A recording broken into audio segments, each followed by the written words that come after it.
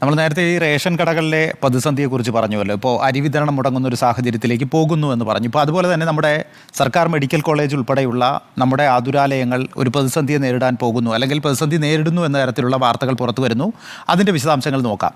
സർക്കാർ medical കോളേജുകളിലേക്കും general ജില്ലാ ആശുപത്രികളിലേക്കുമുള്ള ഹൃദയ ശസ്ത്രക്രിയ ഉപകരണങ്ങളുടെ വിതരണം നിലച്ച് 2 മാസം കഴിഞ്ഞിട്ടും ഇടപെടാതെ സംസ്ഥാന സർക്കാർ. കുടിശ്ശിക പെരുകിയതിനെ തുടർന്നാണ് വിതരണക്കാർ സ്റ്റെന്റ് വിതരണം നിർത്തിയത്. ഇതോടെ 4 മെഡിക്കൽ കോളേജുകളിലും 4 ജില്ലാ ആശുപത്രികളിലും 4 ജനറൽ ആശുപത്രികളിലും നടക്കുന്നത് അടിയന്തര ശസ്ത്രക്രിയകൾ മാത്രമാണ്.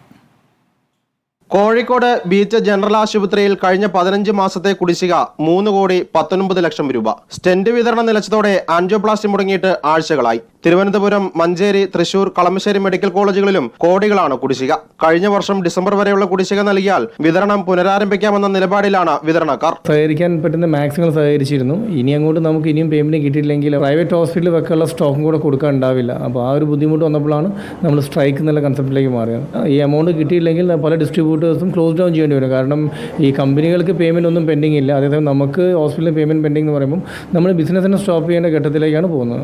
90 days ആണ് നമ്മൾ ക്രെഡിറ്റ് പീരീഡ് ഓഫർ ചെയ്തത്. കാരണം ഇത് 8% മാർജിനേ ഉള്ളൂ. സർക്കാർ നിശ്ചയിച്ച മാർജിനാണ് 8%.